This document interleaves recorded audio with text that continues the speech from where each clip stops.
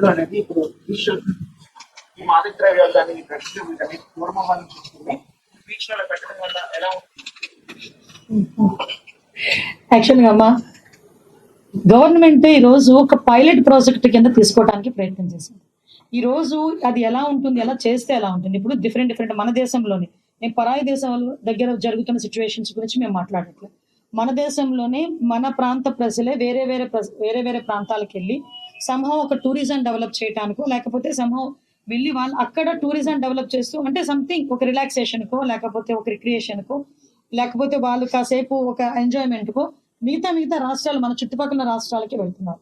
అక్కడ కొన్ని ప్రయోగాలు జరుగుతున్నాయి.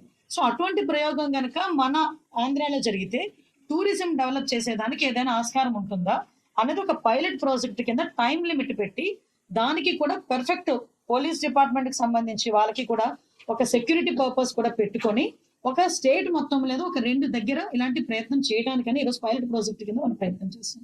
మీరన్నట్టు 1 minute బాబు ప్లీజ్ 1 minute. మీరన్నట్టు అక్కడ నిజంగా అటువంటి పరిస్థితులు ఏదైనా ఉన్నాయి అనుకుంటే ఈరోజు గవర్నమెంట్ డెఫినెట్ గా దాని మీద చర్యలు తీసుకుంటుంది. దయచేసి నేను ఏమంటానంటే ఇది ఒక ప్రయోగం. ఆ ప్రయోగానికి ఈవెన్ మేము అందరం మాట్లాడుకునేటప్పుడు కూడా కేబినెట్ లో దీని గురించి చర్చ వచ్చినప్పుడు కూడా సార్ చాలా క్లియర్ గా చెప్పారు. ఇట్స్ పైలట్, ఒక ప్రయోగం చేస్తున్నాం.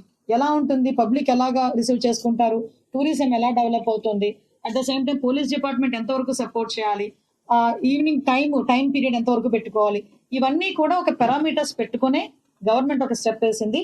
ప్రజలకు ఇబ్బంది కలిగే పరిస్థితి ఏదొచ్చినా కూడా గవర్నమెంట్ ఇనిషియేషన్ తీసుకోదు. కాబట్టి ఒక ప్రయోగం ముందు ఒక 4 రోజులు 5 రోజులు జరిగితే తెలుస్తుంది. ఏంటండి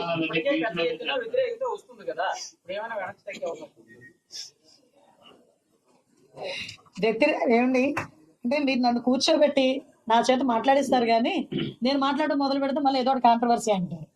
అంటే ప్రయోగం చేసేటప్పుడు 100కి 100% సాటిస్ఫై చేయడం ఎవరి వల్ల కాదా, దేవుడి తరం కూడా కాదు. ఆ దేవుడి తరం కూడా కాదు ప్రతి ఒక్కరిని సాటిస్ఫై చేయడం అనేది. ఎంతమంది ఒక ప్రయోగం చేసేటప్పుడు మిక్స్డ్ ఒపీనియన్ ఉంటుంది. ఒకళ్ళేమో ఓకే అంటారు, ఒకళ్ళేమో వద్దు అంటారు, అన్ని మిక్స్డ్ ఒపీనియన్ ఉంటుంది. కానీ గవర్నమెంట్ ఏంటి అన్ని రకాల ఆలోచన చేసుకుని ఒక ప్రయోగం చేస్తున్నా దాన్ని విధి విధానాలు ఎలా ఉన్నాయని పెట్టుకుంటుంది. దానివల్ల వచ్చే రిజల్ట్ కూడా వెయిట్ చేయొచ్చు కదా. ఇప్పుడు జరిగేది ఏదో జరుగుతుందని ఆలోచించే కన్నా ఇక్కడ కూర్చొని మనం ఏదో దాని మీద మనం ఏది పద్ధతి రాయకూడదు, ఏది పద్ధతి మాట్లాడకూడదు. Just wait and see. నిజంగా అటువంటి పరిస్థితి వస్తాయి కనుక గవర్నమెంట్ వెనక్కి తగ్గడం ఏంటంటే ఆపుతాము అంతే తప్పించి మేము ఎప్పుడు కూడా పబ్లిక్ కి వ్యతిరేకంగా వెళ్తామని ఎప్పుడు చెప్పలేదు, వెళ్ళం కూడా.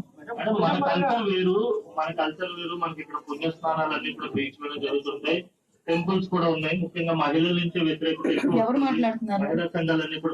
అనిల్ బాబు. యా వాయిస్ వినిపించింది, మనిషి కనిపించలేదు అంటే అనుకున్నాను. యా మమ్మీ అమ్మా బోత్ ఉంటాయి నాయన. నేను ఏమంటానంటే 2 ఉంటాయి ఒక దగ్గర. అంటే మనం తీసుకునే విధానం బట్టి ఉంటుంది, మనం చూసే చూపు బట్టి ఉంటుంది. నేను అదంట ఈరోజు ప్రతి ఒక్కరు విశాఖపట్నం టూరిజం డెవలప్ అవ్వాలి, టూరిజం డెవలప్ అయ్యేదానికి ఎంతవరకు తీసుకుంటున్నాం, అన్ని ఇనిషియేషన్స్ తీసుకుంటున్నాం. ఈరోజు టూరిజం డెవలప్ అవ్వడానికి ప్రభుత్వం ఈ రోజు టూరిజం ఎంత మేరకు ముందుకెళ్ళిందో మీరు కూడా చూస్తున్నారు. ఇది అంటే ఇప్పుడు చాలా మంది చాలా స్టాటిస్టిక్స్ తీసుకున్నాం. మీకేమో ఇలా దీని నుంచి మాట్లాడితే నా గురించి ఏదో రకంగా మాట్లాడతారు. సో అన్ని ఆలోచన చేసుకుని ఒకసారి పైలట్ ప్రాజెక్ట్ కింద తీసుకున్నాం. దానికి కూడా ఇప్పుడు ఎక్కడైనా సముద్ర స్నానాలు చేసే పరిస్థితులు ఉన్నాయి. సముద్ర స్నానాలు అంటే దారి పొడుగునా కాదు కదా, కొంత టైం వాళ్ళకి ఒక ప్లేసెస్, ఇవన్నీ కూడా మీరు చెప్పిన సూచనలు 1 or 2 ఉన్నాయి కదా, వీటిని కూడా ఓవర్కమ్ చేయడానికి ఏం చేయాలని చూసుకుంటాం మేము కూడా. ఓకే, పబ్లిక్ కి ఇబ్బంది రాదు, టూరిజం పెరగాలి, పబ్లిక్ కి ఇబ్బంది రాదు, లా అండ్ ఆర్డర్ ఇష్యూస్ రాకూడదు. ఇవే మా మెయిన్ ప్రయారిటీ. దాని మీద ముందుకెళ్తాం. ముందు సహకరించండి, ముందు సహకరిస్తే తర్వాత ఏం జరుగుతుందో చూడొచ్చు.